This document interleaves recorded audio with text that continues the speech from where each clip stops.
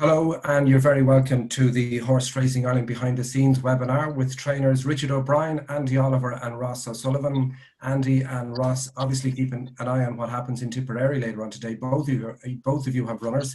But first of all, lads, many thanks for taking the time out to talk to us. You've seen all of the video installments on the race behind the scenes on the social media platforms on HRI ownership and HRI Horse Racing Ireland themselves.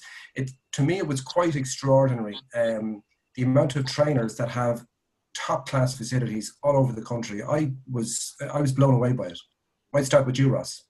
Yeah, I agree with you, Dave, 100%. Like it was actually as much for an outsider looking in, for us trainers to have a look at the different facilities of everyone. Really, it really kind of makes you keep you on your toes, because you wouldn't be sitting back on your laurels looking at all the facilities, no matter what part of the country you're in. I really enjoyed, myself and Katie really enjoyed looking at all the videos, all the different facilities, different types of gallops, how well everyone was set up, and how much you have to keep up to date and keep improving your facilities.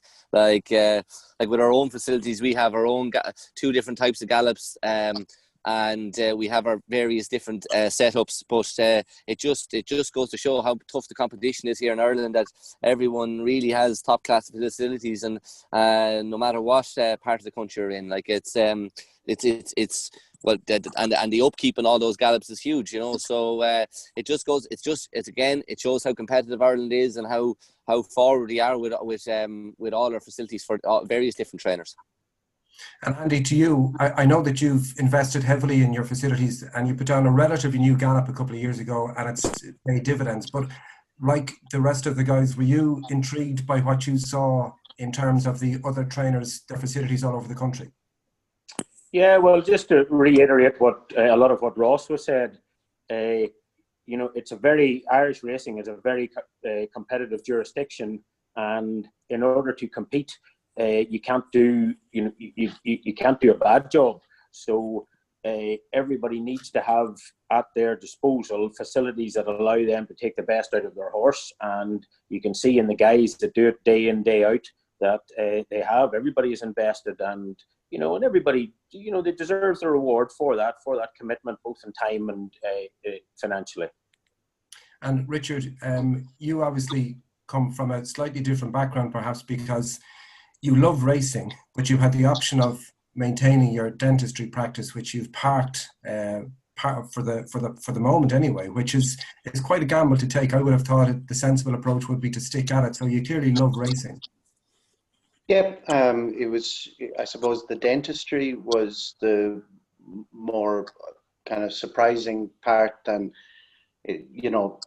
pursuing a career in racing and going down the training route was always very much on the cards. And funnily enough, I was just thinking about this point before starting. And I mean, Andy, you come from a veterinary background, and it is a feature actually. If you look at plenty of trainers, they would have had they've almost come from a different grounding. Mark Johnson's plenty of vets, and even if you look at some of the English trainers, there's a few footballers and things like that with a variety of different options. But racing is something, I suppose, it just gets into you when you're very young, and it was always, I mean, sure, the dentistry is an option, and it's a good option to continue to have, you know what I mean, as in there's a feeling of a little bit of a safety net there with it, but fingers crossed we don't need it going forward. And I spoke to one of your colleagues last week, and again, it's to go back to the emphasis placed on facilities. And a guy told me last week that he doesn't set out to. He'd love to be rich, but any money that they get, they basically have to reinvest back in, because in Ireland it's so competitive, day in, day out. Whether you're a trainer or a jockey, you're basically competing against the best every day. And so it just goes to prove that you just must continually reinvest.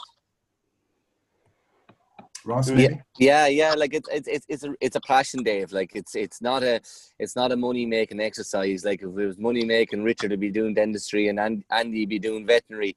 Like it's something that we're we're all passionate about, addictive. Like I said, there's other ways to make money than trying to train racehorses, but it's something we love. It's 7 days a week. It's addictive. Yes, the heart does rule the head sometimes when it comes to financial situations, but there's loads of people. The way I look at it, if I often say that if someone say, what would you do if you won the lotto? I'd be doing the exact same thing if I won the lotto, maybe in a fancier style, maybe with more help and bigger barns and more horses, but I wouldn't change anything about it. And that's probably a prime example of something that you love. And like you said, it's a passion. You have to love it. It's 7 days a week, 24 hours a day, but it's all in consuming. And there's loads of people with lots of money that don't enjoy what they're doing. But like I said, I love it. And I'd say most of the people that are training have to love it to keep going. If you don't love it, you won't keep going. And it's such a challenge when the various different horses you get. We're a mixed, we're dual purpose flat and jump. And really and truly, like, it's a challenge to train a flat horse as much as it is a jump horse. Both different. You see so many different aspects of it coming along day to day. When I started training, it's 8 years ago, I thought I had a little idea of what I was doing. I didn't have a clue, really. And it's only as you're going along, the more you learn, the more you find different things you come across every day when you're training. Something you've never seen before. Horses are all different personalities. Like humans, you have happy horses, you have grumpy horses, you have sad horses. It's trying to work them all out, their character, and get the best out of them. Like you said, and get the little details that might all just change that horse's attitude, and and things happen, and they go and win a couple of races in a row, and it's that whole mental side of things. And the lads will agree with me, and it's the self of that's what the word I'm looking for. The achievement of doing that when you get a winner is no better feeling, and it's impossible to describe it. I don't know whether it's scoring a goal on All Ireland football day or scoring a penalty in you're playing for your country, but that feeling of getting the best out of a horse and winning a race and knowing the decisions you had to make, like, that's what it's all about, and that's what sport is about. So it's like you said, it's completely a passion. And Andy, you're in a part of the world that wouldn't be synonymous with training horses. Why train them, and what's your background? Yeah, well, it's my family farm, Tyrone, just on the Tyrone-Armagh border. And I think I'm lucky enough that it's in a beautiful part of the world, so it's where I always did want to settle. We came from a background, my father was a farmer, but he always had horses, always bred horses, and always kept a horse in training. And I rode and competed with horses all my life. Having then gone on to be a vet, I specialised as a racehorse vet, just because that's where my interest lay. And from there, I then had lucky enough to gain experience in a couple of different racing jurisdictions around the world. I also worked for a prominent trainer in the north of England, Mark Johnson, for about a year and a half. And after that, I just decided to come home and set up my own stall. So I suppose the challenges to me were establishing in an area that was, it was away from the main training centres, but that I embraced. I enjoyed that. The training combines a lot of things I'm interested in, as in living a rural setting, the horses, the competitive nature of it, and also being a vet. So it took a bit of time to do, but I find that very interesting. I've been able to develop it all and bring it up. And as Ross quite rightly said, and you alluded to yourself, you continually need to reinvest. You need to, you're always trying to better your facilities, yourself, your abilities, and that's no bad thing. But I think that's probably in any business, be it racehorse training or in any sport or any business. If you want to continue to achieve, you need to continue to reinvest and put back in. And just touching on some of the horses that you've put through your hands, Panama Hat, obviously a good horse that was second in an American St. Leger. You trained Dodging Bullets, who subsequently went on and won a champion chase for Paul Nicholls. And you put another good horse through your hands that went on and won Group 1 races in Hong Kong. But you want to attract people to your yard, but you want to keep those good horses. You don't necessarily want to sell them, but ultimately if a good offer comes in, they will be moved on. Listen, it's all part of the business. the Irish context, we are lucky enough to have some of the best, if not the best, horses in the world, and some of the best, certainly some of the best horsemen in the world. And as I say, it is competitive. But likewise, when you do a job where you get a horse to win, it's, you know, there's no questioning the quality is endorsed, and there's no questioning that, you know, it's a, you know, it, you've done your job well, and the horse is of, you know, has certain ability. So yes, when you take the racing as part of the whole bloodstock industry and the global nature that it has become, there are various places in the world that will, you know, they'll offer 4 good horses. And when those come, it's up to you, and it's up to you to inform your owners and to advise them if this is a, you know, a good offer, or if they wish to retain it and achieve success and glory at home. So it's all part of the business, being aware of all these things and being able to conduct yourself within that business sphere. And Richard, I was lucky enough to be in Gordon Elliott's earlier today. The main problem at the moment for owners is that they can't go racing. But I think a fundamental part of being involved in a racehorse is to go and see them whenever they want to see them. And even if you don't necessarily have a horse, you still have options for people to go and see what happens. And that's very much the theme behind this week. It's the behind the scenes. Let people go and let people see what goes on. And from my perspective, because I love the game, there's nothing better than spending as long as you want watching horses working. It's a great experience. And I suppose even though people can't go racing, to me, the experience of owning a racehorse is enhanced by the fact that you can go and look at them every day or whenever you want. Yeah, without question. I mean, to be honest with you, in the current climate, I mean, getting to visit a yard would be a very safe thing to do, and there wouldn't be any difficulties with it from a COVID point of view. And to be honest with you, I think as a racehorse owner, that's where you really build a connection with someone. It's all very well, you know, going racing, but there's plenty of tough days racing, and you know, you're limited in how much time you spend. But you really get an insight into what goes into the preparation of a horse. But you build a connection with people when they come around the yard, and as you say, there's no urgency. You know, you can just visit, open door policy. There's no reason not to, you know, in the current climate, I mean, it is still something that is unaffected. You know what I mean? So yeah, it's great to see people coming around the place and to get to spend time with them, and it's something that hopefully we can, you know, keep going and get more and more people in through the gate. Because if you have more than one runner in a course of an afternoon, the reality is you're not going to have as much time possibly as you would on those mornings. And as you say, it's about building relationships and almost becoming friends and developing friendships with people who are owners. And there's a bit more to it.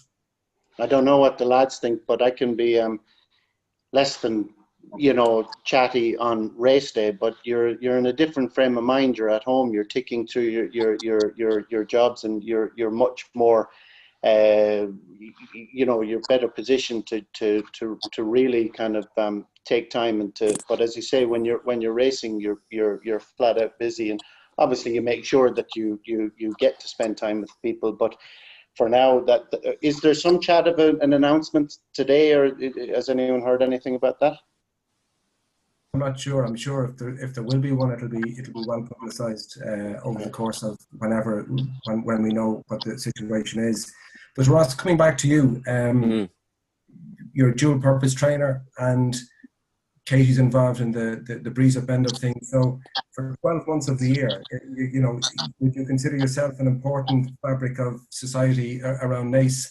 You employ plenty of people. Yeah, we do, Dave. Well, yeah, we're very lucky. Like, we have 5 full-time staff, a couple of part-time staff, all based in the area, all local people. And like you said, you see these local businesses, like I said, all spring up around like rural businesses, like I said, different that the trainers are trained, like all which keep, whether it be accommodation, shops, everything going. There's a lot of, like I said, keep an area going. We're lucky, all our staff, they are local enough. It's, as much as it's family run, the lads that we have are very good, and like I said, it's great that you're nothing without your staff, really. It's the lads will agree anyway, but like, staff is so important. Like, you can't try and run around trying to do everything yourself. It's impossible. So you have to be able to delegate, trust your staff. And I see it there now with the lads, like, they love the responsibility and they love being part of it. And say the decision making process of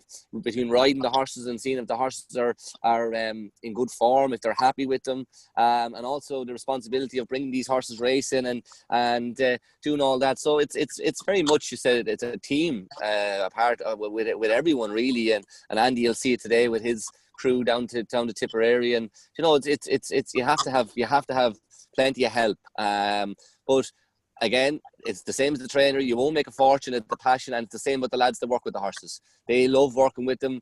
They love the aspect of being involved in the decision making process of the horse, and then the enjoyment and the kick that everyone gets out of the winner. Like, the winner is so important, and same with the owner. The owner gets a great kick out, but the trainer and the staff in the yard, the same thing. And that's what we're all trying to do is to get one across the line. Like you said, Ireland's so tough, it's so competitive, and the satisfaction and the enjoyment and the buzz that you get out of it is absolutely fantastic. Like, it's there's no way of describing it and bottling it, and that's why we keep doing it, because every time we have a winner, we go back to try and do it again and keep repeating it. And it's just, like I said, it's tough sport in Ireland, but the enjoyment out of it is brilliant.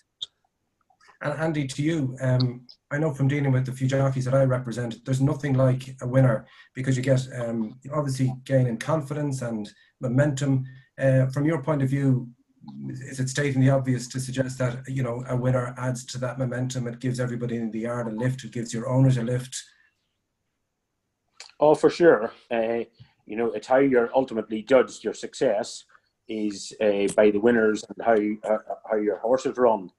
But there's a great satisfaction in it, and that's what I would gain my most enjoyment from, the satisfaction of being involved in the whole way of producing that winner, sourcing the horse, bringing him on, nurturing him as a young horse, conditioning in your training. As I say, with the background in this, the veterinary, I do enjoy understanding what I do.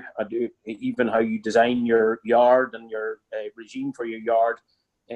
It all has a bearing on, you know, trying to produce the ultimate equine athlete, if you like. And the biggest satisfaction is when he crosses the line. So yeah, it certainly, you appreciate it.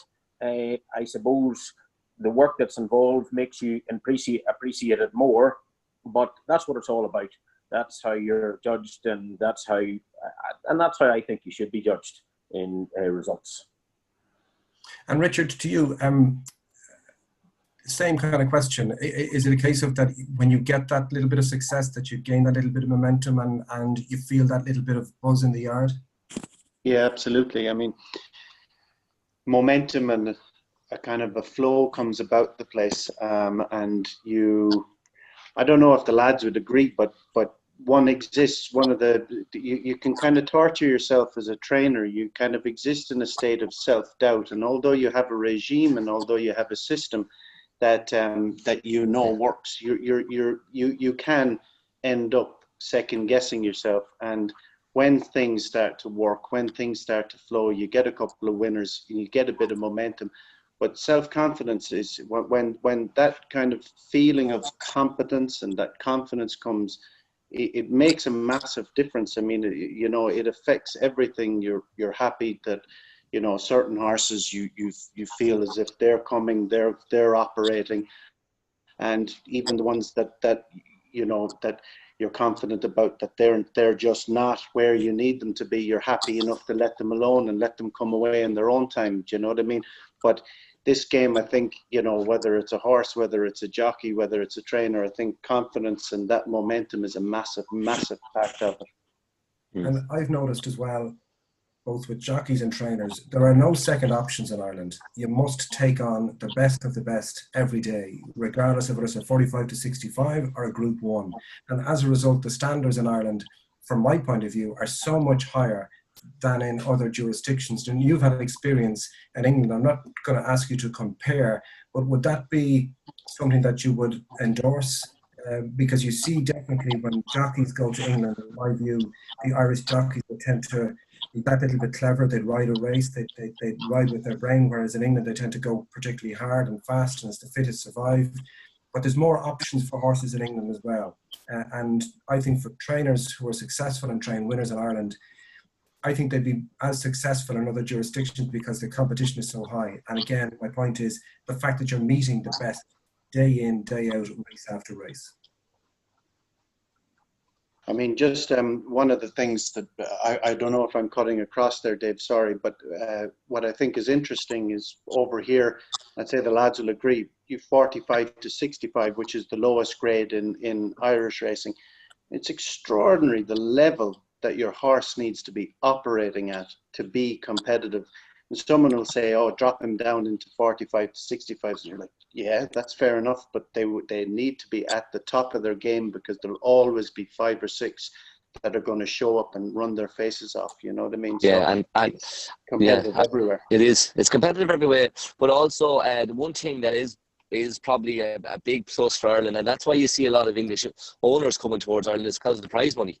The prize money is so good compared to England, and that's why we actually have a couple of English owners that horses with. But again, because of the prize money, and that also leads to the competitiveness of all these races, whether it be a Premier handicap down to a low grade handicap. The prize money is brilliant, Dave, and that's a big plus for between HRI and everything else, and that leads then to it being so competitive as well.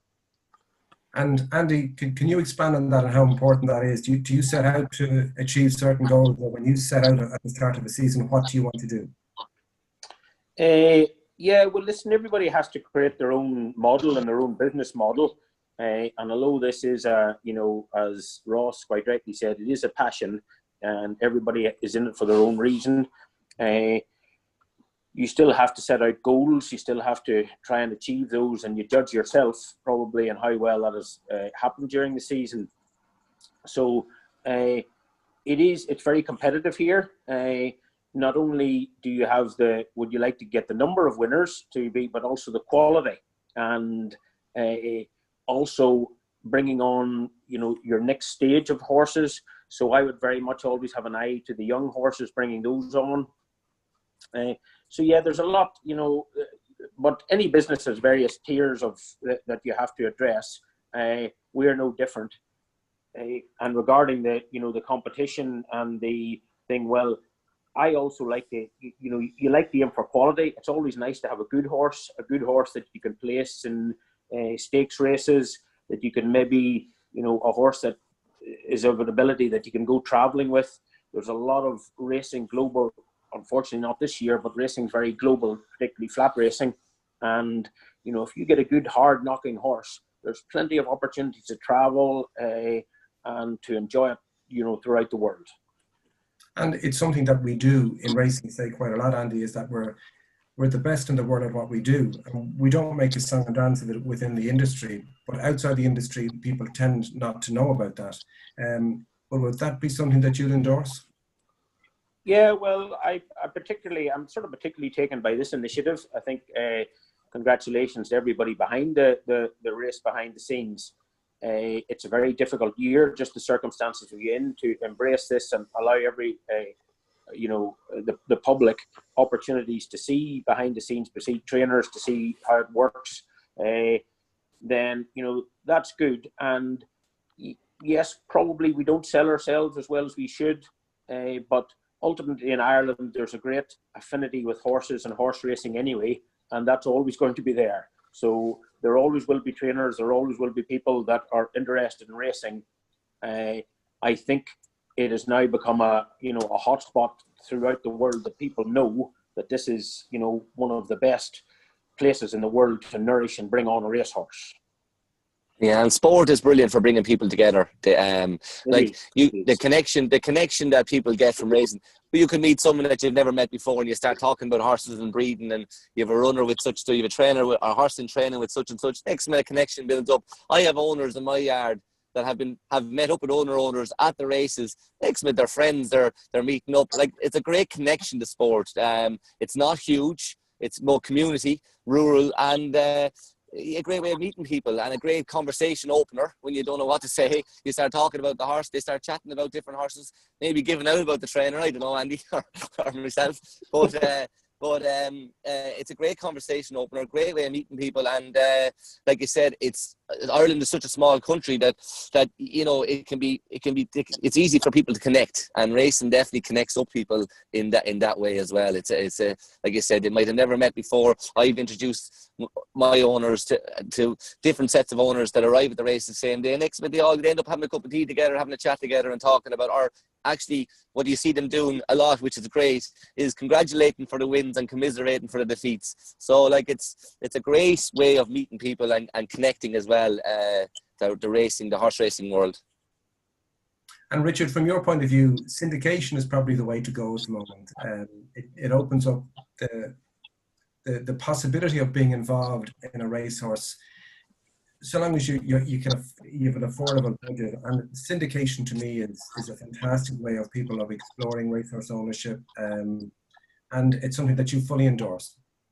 Yeah, without question, Dave, it's terrific. I mean, we have several syndicates here that and you're pulling people together, and as Ross said, that they're building connections, and it's a social outlet for them, and you know, it's a very much it's a very manageable way for people to dip their toe into racing. Just one person to kind of draw attention to, Jack Cantillon. He's doing a terrific job in syndication terms at the moment, and it's hats off to him. But there's loads of different syndicates out there, and we run syndicates here through the yard, and the lads will as well. But it's a very, very effective way for people to get into racehorse ownership.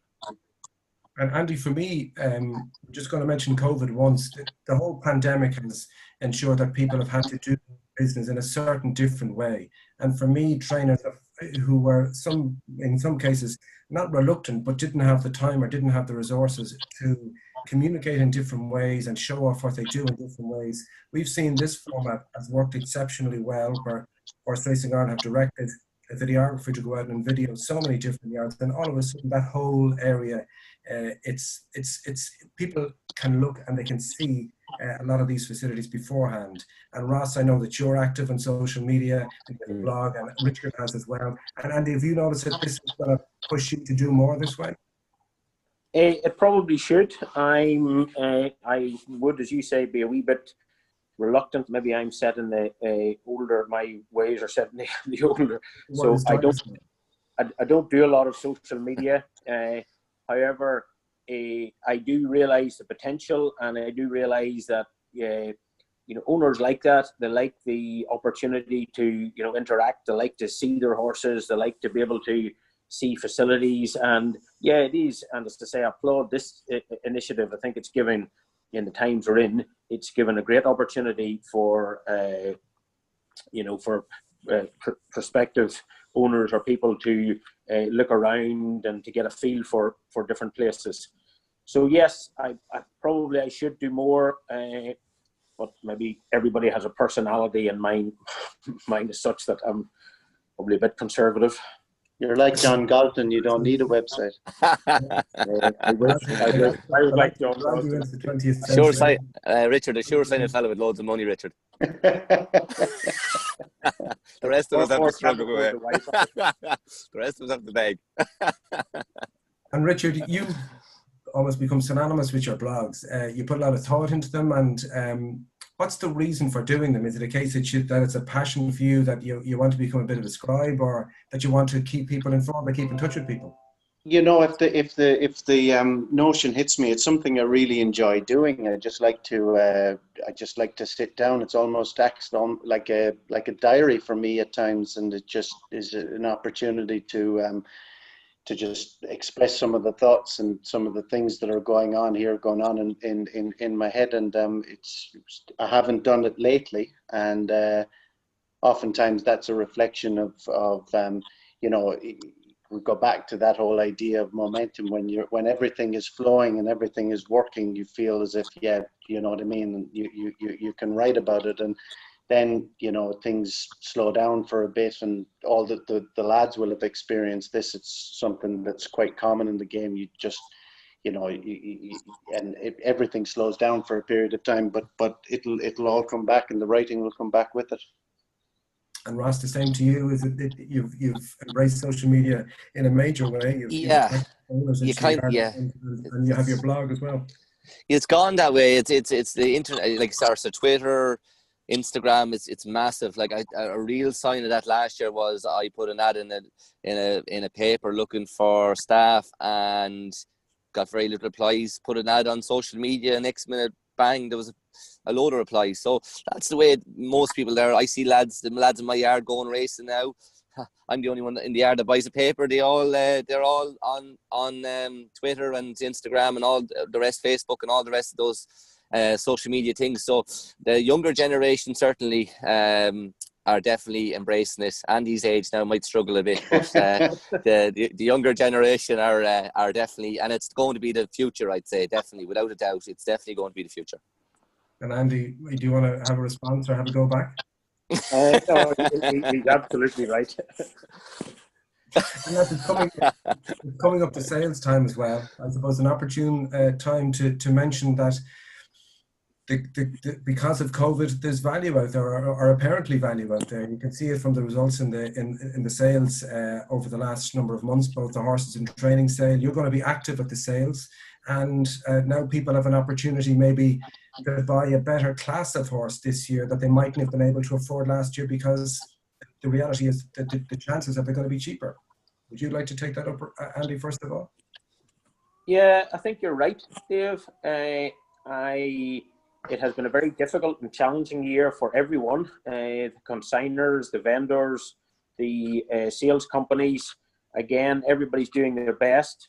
I've been at the first two sales, and hence just because of the self-isolation rules being over in England, I can't go racing to Tipperary today. And I thought there was value. I was at Doncaster earlier on. I was over at the Ascot sales in Newmarket. And although I didn't purchase there, I bought a few at Doncaster. And I do think there's value. And I think as the sales go on, there's a chance that, there could be more value. It could be an opportunity. It could be an opportunity to buy as good a horse as, get as much bang for buck, if you like. And that's the way I'm going to look at it. And Ross, you look as if you're going to have to leave us maybe shortly, a bit of a runner.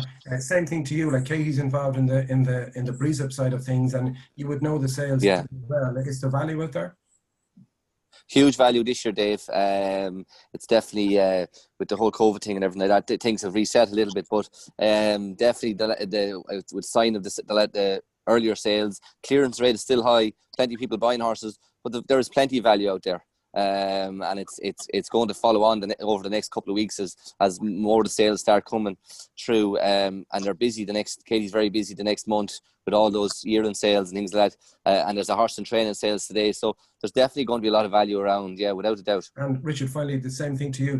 There's value out there, and the key to it is that the prize money in Ireland is holding up so well. Even for the lesser races, there's $8-9 grand up for grabs, and there's significant prize money available for the better horses. So if you can buy one this year, you have a real chance of being competitive, and the prize money is very attractive.